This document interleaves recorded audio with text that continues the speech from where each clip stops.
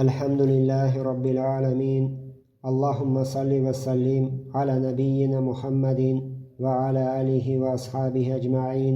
أما بعد، السلام عليكم ورحمة الله وبركاته. Biz har qaysimiz o'ylanirga tiyishmiz, narsa uchun Alloh Rabbimiz bu dunyoga bizni yaratdi. Allohu Teala o'zi Az-Zariyat surasining 56-oyatida "Men yaratmadim jinlarni va kishlarni de, magar yaratdim o'zima ibodat qilar uchungina de." Shuning uchun Alloh Rabbimiz faqat bir o'zinagina ibodat qilar uchun yaratdi, hech bir kimni va hech bir narsani shirk qilmaychoq. Allohu Teala boshqa oyatda aytadir, An-Nahl surasining 36-oyatida "Biz jibardik har bir qavmga rasullarni de, bir Allohga ibodat qilamiz, tag'utdan, kafirlikdan saqlanamiz."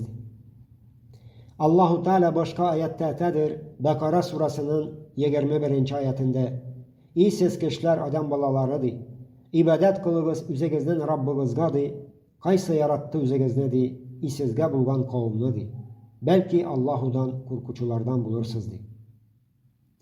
Allohu Teala boshqa oyatda aytadir, Maryam surasining 36-oyatida "Diristlikda ul Alloh mening Rabbim de va sizning Rabbingiz de, magar anargagina ibodat qilamiz, shungina to'g'ri yo'ldir de."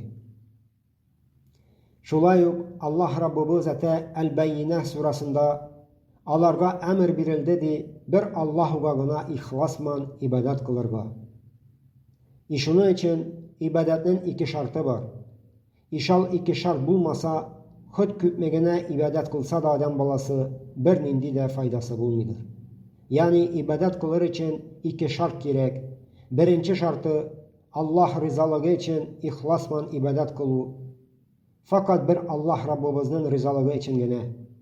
Ikkinchisi de payg'ambarimiz Muhammad sallallohu alayhi vasallamning sunnatini kelsin uchun nechuk payg'ambarimiz Muhammad sallallohu alayhi vasallam ibodat qildi, shulaygina ibodatlar qabullikka erishadi inshaalloh taolo.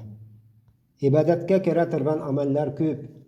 Masalan, namoz o'qu, zakiyat sadaqasini beru, Ramazon oyida bir oy ro'za tutu, halin olsa haj qilu Makkada. Shulay duo qilu, Allohdan gina yordam so'rau.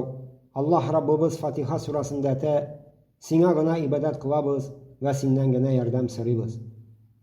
Shulay payg'ambarimiz Muhammad sallallohu alayhi vasallam hadisida "Duo ul ibodatdir.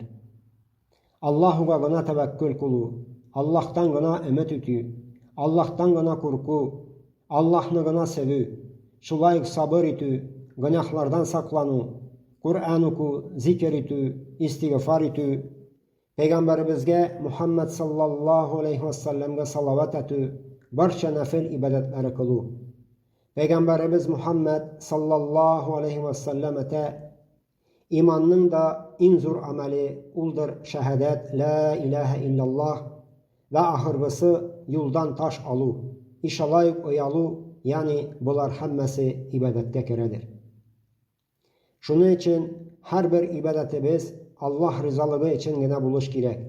Shul ikki shartga ibodatlarimiz kelsa, Alloh Rabbimiz qarshida ibodatlarimiz qabul bo'lar inshaalloh taolo. Alloh Rabbimiz nasib etsin, darskina o'zini ibodat qilarga hamda shirkdan saqlasin Rabbimiz. Allohumma amin.